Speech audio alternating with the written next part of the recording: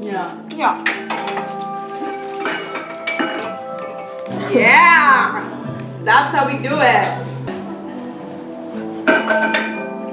So we are making a retro party dish from Bengal called the Prawn Malaikari. Yum. The way Bengalis would say it is Malaikari, but it has two meanings. One is Malay curry because it uses coconut milk, which is not something that a lot of Bengali food uses. Okay. The second meaning is from the word Malai, which is a Hindi Bengali word, which means cream. So it's very creamy, so it's a creamy curry. The reason why it's Malay curry is because of a history which I don't know the veracity of. As a trained historian, I can't say that this is actual history. But apparently it was a dish that was brought in by Malaysian traders who were, charting the choppy waters of the Bay of Bengal, Calcutta being like a very big port, it still is to this day, which had a very strong relationship with Southeast Asia for spices, for fabric, etc. So these are the two meanings of Malai curry. This is also a dish that all parties, like marriage parties specifically would have. Nice. So it's an occasion for celebration, and it's a bit extra. It's a bit extra because it's got a lot of flavor, and it's generally made with like big lobsters. So when you go to a Bengali wedding, you are in your finery, you're in your saris and your gold jewelry, and you gotta dig in and break the big prawns, and everything falls on your sari, and that's okay. And yeah, we are going to be spicing up the coconut milk based gravy with some aromatics, which is onion paste, ginger garlic paste, and the main ingredient is like a whole garam masala. So garam masalas can vary from place to place in India. This is the Bengali garam masala, which is cinnamon, bay leaves, cloves, and some green cardamom. That's it. So this is a very classic Bengali marinade of almost all kinds of fish that we eat. We eat a lot of fish. This is Because of the port? because of the sea, Yeah. the bay, and it's kind of a pescatarian culture, rice and fish. Nice. So this is just turmeric powder, chili powder, and salt, and you can keep it in just like mix it up with your hands, preferably. Really get down and dirty there, and keep it for like 10 to 20 minutes is enough. Yeah, Easy. very easy. And we're gonna eat it with rice. Yes, here I just use basmati a lot, but back home we don't really eat basmati every day at all because it's expensive Okay. and less starchy. Yeah. We eat the more starchy kind, which is like we have a lot of local varieties. Yeah. Something which is a little bit more, the grains are fatter and it's more filling. Okay. We eat the rice that will knock you out and make you sleep. In Good fact, for my rice. absolutely. In fact, we have a name for that. Bengali has a word for the nap that you take after you eat rice. It literally translates to rice sleep, bhat khum. So it's like, what are you doing? Oh, I was going for a bhat khum. Okay, So, so oil? oil. Okay. So and what there- heat? We can keep it like a medium heat is fine. So traditionally Bengali cuisine is always cooked in More? yes, definitely more. Yes, that's it. Okay. That's it. Traditionally cooked in like very high smoking point mustard oil. Yeah, So right. you yeah, said not this. just a high smoking point, but Yeah. also like a what we in Bengali would call a charge, a hit. It's like a hit here. Here are the scissors.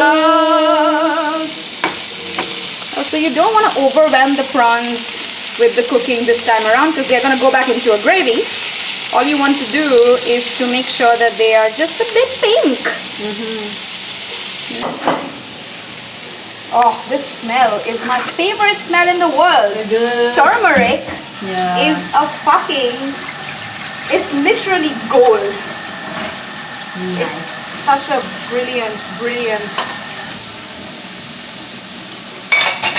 spice. Okay. This is the time for the garam masala to shine. Okay. I mean, the trick with like a whole spice masala, especially with garam masala, is that you just want to look out for the bay leaves to turn a bit brown, and the green cardamom to like go a little bit like bust. That's it, and you're ready for the other stuff to enter the game. Yeah. The moment you wait for a little bit longer, it starts to burn. So as you can see, it's like a little bit like from the greenish, it's turning a bit brown. It smells really good. And it smells good, right? So I think it's time Okay, for the onion. for the onion paste. Okay, this is gonna splutter, Okay. so be careful.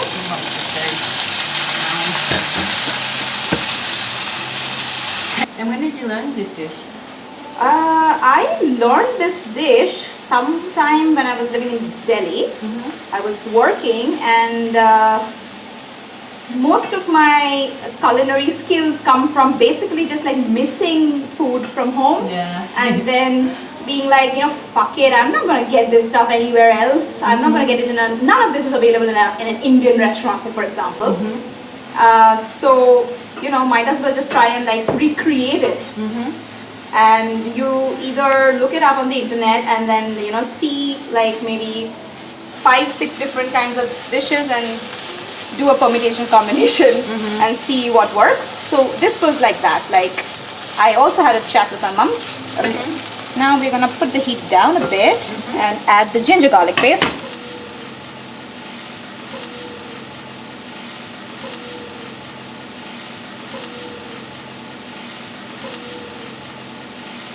Once that is done, we are gonna basically try to bring all of this together into like a masala base, like a gravy base. Okay, salt. We already salted the prawns, so I think we can also even adjust at the end. We need, you know, a considerable amount of salt because, I mean not a lot, but enough so that we don't get completely taken in by the sweetness of sugar and also coconut milk. Okay. Because that is also, that sweetens the thing a lot. Okay, let's go with the sugar. Generous. Generous. It is a party dish, so it is a bit sweet.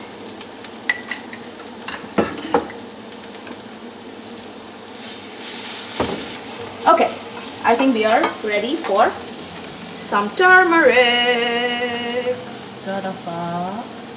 and some chili paste, chili powder, and we can put the 2 red chilies in.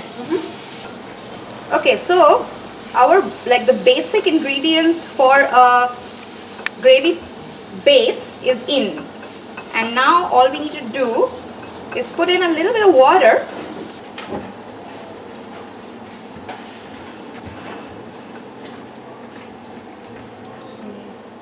Yeah, and we are gonna let this, we're gonna mix it all up and put a lid on it. Okay. And let this cook and all the chili and whole spices infuse. And then we put in Coconut milk, our star of the show. I think we are ready for the star of the show, which is first that. Okay, first the milk. Okay. Heat on low because it is milk.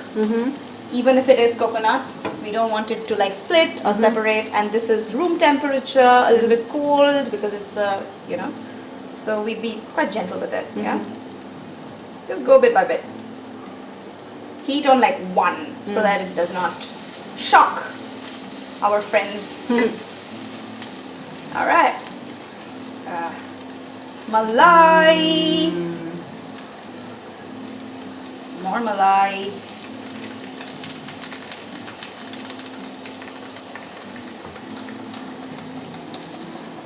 Okay. For now, this is good. Let's see. Let's see how it pans out. Oh, it smells so fucking good. So good. So me and my best friend, she lives in New York. We talk a lot about food, because you know we grew up in the same kids. We are like sisters. We know each other since we were 3 years old. Yeah. And we are both good cooks. And it's really important for us to like somehow connect to each other and connect to our heritage, blah blah blah, through this. So we talk a lot. Like so it's like, hey, can you give me an idea? My friends are coming over. What should I cook? So I remember having a conversation with her one day when I was like, I think I was sad about the world, which is often something that I feel. Okay, in goes with all the extra oil from the plate. So anyway, I was talking to her and I was like, you know what, Vedatri, sometimes I hate the world, and then I think about like, you know, this is the world in which jhal chow mein exists. Jhal chow mein literally means like spicy chow mein, which is the Indian noodle. That's the name.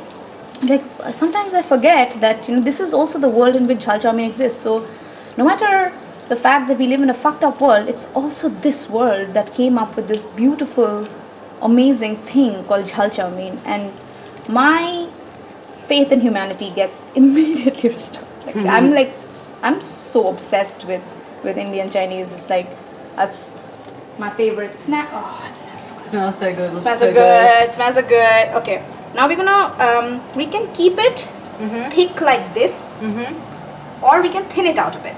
Okay. With water or with milk? With milk. Okay. Because now that the prawns are in, it started smelling quite fishy. So we can do either of those things. In an Indian marriage party scenario, this would be thinned out with some milk, and at the end they would give a little bit of ghee.